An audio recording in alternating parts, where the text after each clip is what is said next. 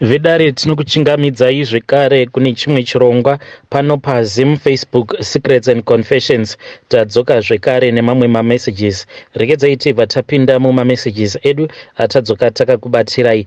Message yedu yekutanga yakamira sekudai so. Vanzi makadi zvenyu mukoma. Ndinokumbirawo kuti munge muchindiposterawo nyaya yangu makavigawo chitupa changu. Inini handikwanisi hangu kuti ndinge ndichikuudzai kwandiri kunyange nhamba dzandiri kushandisa ndichikusenderai confession. Nhamba idzi ndo dzandainge ndichimboshandisa makore awo andakambogarako kuJoni, but ndakazobva zvangu kunyika ikoko ndava kune imwe nyika. So nemudzimai wangu tichigere tose. So zvakaitika mukoma ndezvekudai so ndakadanana nemunin'ina wemudzimai wangu. Apa munin'ina wemudzimai wangu uyu akabva achizoroorwa manje nemurume uyo akazoita kuti tikwanise kuzouyawo kuno kunyika kwatiri. Muchinda akamira iyeye mushure mekunge atanga kudanana naamainini ava. Saka kuti ndinge ndichikupai madetails akati wandei ndinonzwa ndichitya kuti zvimwe kuda ndinokwanisa kuzozvikanganisira, because kunyange kwacho kwatakauya kunoko takatouya tiri mumaoko ake. So inini namadhamu takasanganawo apo pandainge ndichiri kuita zvekudhiraivha makombi, but ndaivawo nezvimoko zvangu zvainge zvakati wandei, but madhamu manje vakabva vazobatira pamuviri. Madhamu vakati vabatira pamuviri at the same time nechimwe futi chimoko changu chandainge ndichidanana nacho. Saka ndakabva ndakompea ndikabva ndati anenge ari nani apa ndeupi. Ndokubva ndazosarudza ndikaona kuti madhamu vekwangu vainge vachiita sekunge ivo ndo vainge vari nani. Ndikabva ndazodhampa chimwe chimoko chiya, but chimoko ichi ndichinochidhampa chakarwadziwa kusvika pakuti chakabva chazobvisa pamuviri paya, ende chikatondiudza chikatoti mwana uyu wandakatakura anga ari mwana mukomana, but ndafunga kuti ndinge ndichibvisa nhumbu because ndainge ndichifaitira kuti ndinge ndichiva married kuna madhamu, because kumuriwo kwavo at least kune vanhuwo vane zvimari. Ndo zvandainge ndichinyengerera, uye manje ndakabva ndazomuti ita yawagaya. Munhu ndokubva aenda akabva andiudza kuti ainge atobvisa pamuviri. Handina kana kumbogara ndaita basa nazvo. So madhamu manje vakazoti vonobetserwa. Ndakarwadziwa because the first time vakaita vana matwins, zvekare vakabva vazoita vamwe vana vasikana. Madhamu vakangoita vana vasikana voga. So madhamu sezvo vainge vongozvara vana vasikana, ndakabva ndazoita sekunge ndainge ndava kusema mudzimai wangu, not kuti ndainge ndava kusamuda, but kungopindwa mweya wekuti saka izvezvi munhu uyu kana kuri kunzi akabatira zvikari pamwe pamuviri anobva azozvara futi vamwe vana vasikana. Apa ndainge ndisingadi mhomho yevana vasikana. Ndikabva ndati ndoita sei? So mupfungwa dzangu ndainge ndava kungoti sezvo pane umwe uyo wandakambodadira uyo akandiudza kuti iye nhumbu ainge akatakura yainge iri yemwana mukomana. Ndikabva ndati ndodzokera here kwaari, but ndakati ndazama kudzokera kwaari munhu ndokubva andijamuka akatoti it is too late, wakandirwadzisa ukanditambisira nguva yangu. Inini hangu I have moved on with my life, newe uchingoitawo move on with your own life. Ndikabva ndati pakanaka paya. Ndokubva ndambozama kuti ndinge ndichidanana nevamwe vakadzi nevasikana, but most of them vainge vachingotitambisirawo nguva yangu. Ndakazoti ndoita sei?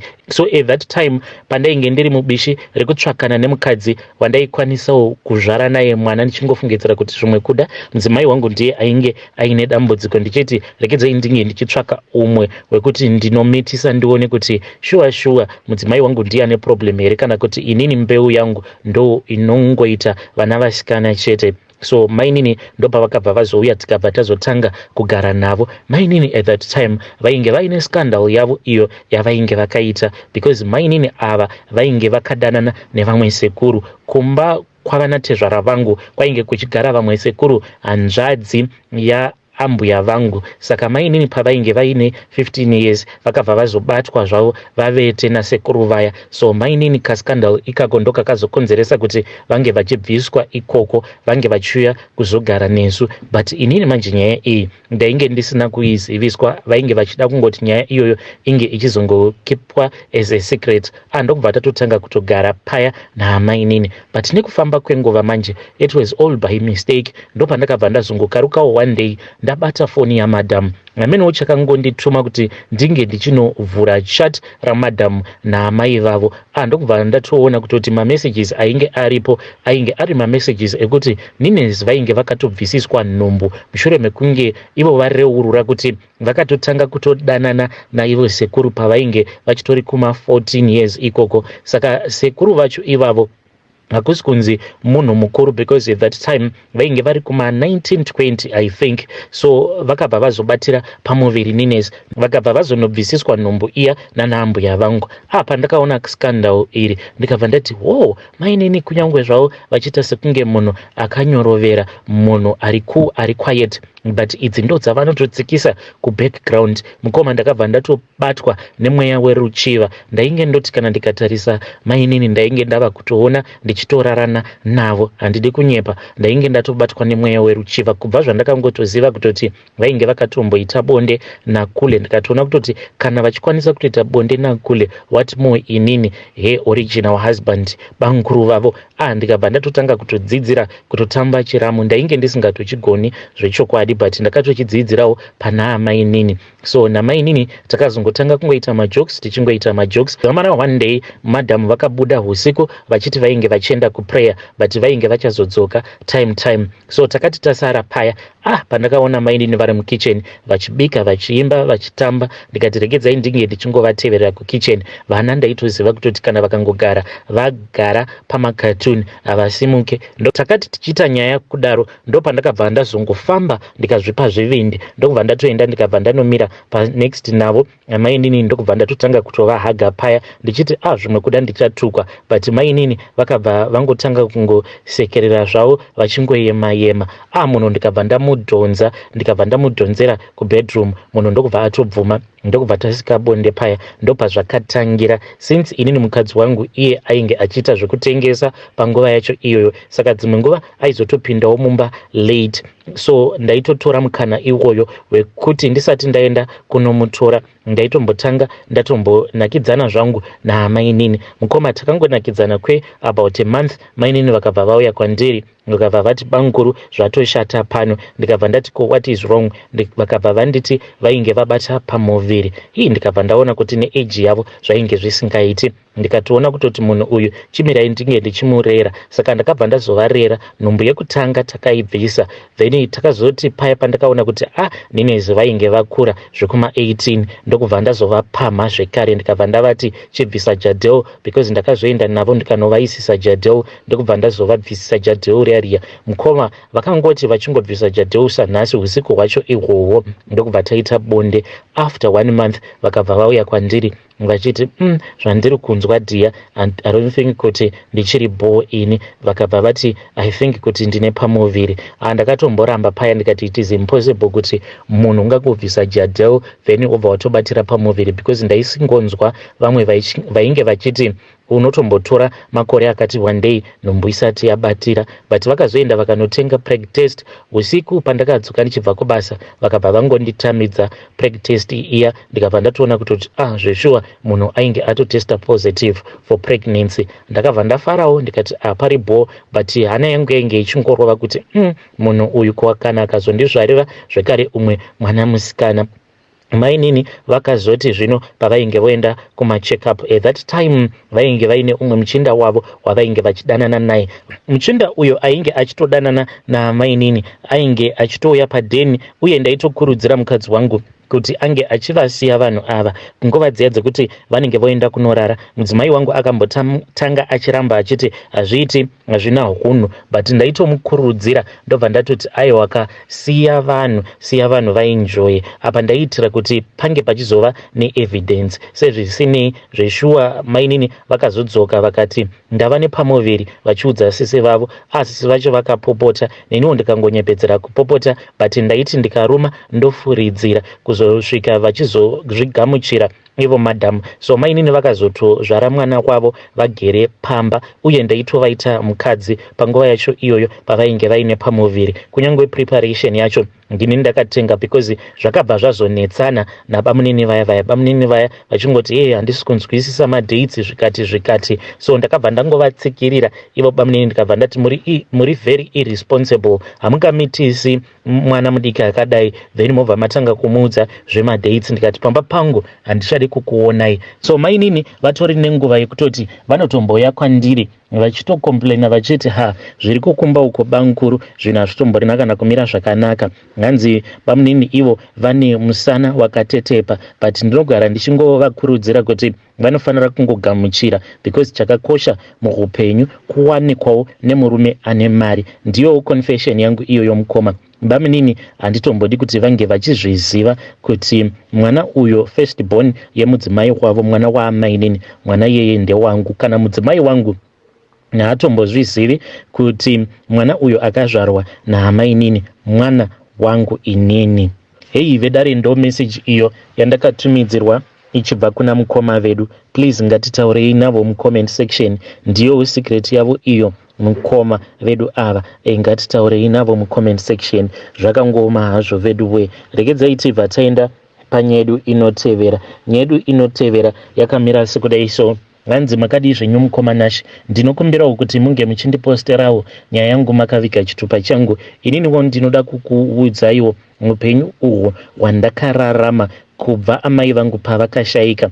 Amai vangu pavakashayika zveshuwa vakabva vandisiyira nhamo because ndakashungurudzwa kani. Hamuna kana chamunoziva imi because at that time amai vakati vachingofa, baba vainge vatori nerimwe hure ravo iro ravainge vachidanana naro. Saka hure iri taingonzwa nezvaro because amai pavainge vachiri vapenyu vaigara vachingopopota vachinetsana nababa. So amai vakazoti vashayika, hure riya mukoma rakabva razotanga kunzwa nababa Pamba. Baba vakatanga vachaita zvechitsotsi vachiunza hure reri yaPamba usiku pavanenge vachifungidzira kuti tinenge tarara. Vobva vaita zvavanoita. Kudzamara baba vava kutotanga kutoita zvivindi zvekuunza mukadzi uya kunyange masikati. Taitoti tigere pamba masikati taibva tatoona kutoti baba vanenge votopinda nehure rainge richitozivikanwa kuti munhu anotozvijaivhira zvake mubhawa. Kuzosvika baba vachizotipa maintroductions vakabva vati zvamunovaona ava kubva nhasi ndo vava amai venyu. Takangozvigamuchira mukoma kotaigodii nekuti tainge tichiri vana vadiki. Sezvisinei baba vangu vainge vasingagari pamba at all the times. Taishungurudzwa kani. Ndinorangarira nerimwe zuva stepmother vedu ivavo vakatiti taifanira kuti tinge tichikorobha mugaraji. Zvino nekuda kwekuti mvura yainge yava kutinhira, ndikabva ndatya kubata mvura because ndaingonzwa zvichinzi kana kuchinaya mvura iya inenge ichitinhira, kana ukabata mvura unorohwa nemheni. So ndakabva ndatya. Mainini at that time vainge vasipo apa, vainge vava kutodhiraivha motikari yababa. Saka vakabva vazodzoka mvura payakatanga kusara. Vakabva vandibvunza kuti why mugaraji mainge musina kukorobwa because ndo mataiwachira mugaraji imomo. Ndikabva ndati ndanga ndichitya because mvura yanga ichitinhira. Ndakabva ndakarohwa paya. Vakabva vanditi futseke buda panze. Ndokubva vakiya garaji nemukati. Mukoma mvura yose yakaperera pandiri. Ndakashaya kana pekuhwanda kuti ndohwanda papi because pamba pedu painge pasina veranda. Ndakatombozama kunohwanda pasi pemuti but still mvura yakangondizhaka. Mvura yose yakanaya musi iwoyo yakaperera pandiri. Koma ndakati ndakamira pasi peumwe muti pane imwe mheni yakapenya, haina kana kumbogara yakaita saundi, yakangopenya. So apa ndakamira pasi pemuti zvekuti ndakatadza kana kuona. Ndokubva ndatobatwa nechadzimira ndikabva ndatanga kumhanya ndichiridza mhere. Saka ivo vakatoona kutopenya kwakaita mheni iyoyo, ndopavakabva vazovhura garaji vachindituka vachiti dzoka mumba hauteerere. Mukoma ndakazobatwa neimwe flu ndikaita sekunge munhu achafa. Baba vakazoti vodzoka paya vakabva vazobvunza kuti why mwana uyu ari kurwara so, but amainini vakabva vanyepa. Vakabva vati inini problem yangu ndeyekuti handifariri kupfeka zvinodziya. Ndinenge ndichingofamba ndichingotsika pasi ndisina kupfeka bhutsu, ndichingotsika matiles anotonhora. so chando chechi hanzi chainge chichindipinda nekutsoka uku. Abva vati plus mwana uyu munongomuziva kuti ane mavatu akaita sei, saka ndo zvavakataura izvozvo ivo amainini kuna baba vangu, but zvinhu zvinondirwadza. And worst of all, now that ndava kunoku kunyika yavatorwa kuno kuSouth Africa, amainini ava vachigere pamba pedu, ende zvinondirwadza ndezvekuti ivo nababa vakura. Mainini ava ndakavavenga nemwoyo wangu wose.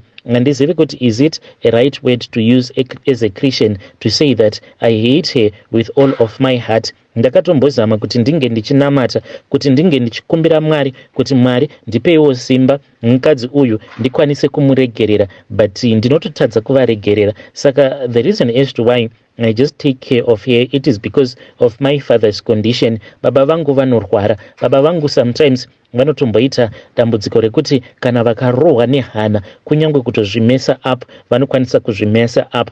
So for that reason only, that is why I take care of her. But pose pandinovatumiridzira mari ivo amainini ava ndinotombotanga ndaridza tsamwa. So ndinokumbirawo kuti vedare renyu vange vachindibatsirawo kuti mweya uyu webitterness ndingaubvisa sei mumwoyo mangu. Bitterness idhimoni here kana kuti izvo zvandakaitwa naamainini vangu? Can we say that I am a fair person when I have bitterness towards her in my heart?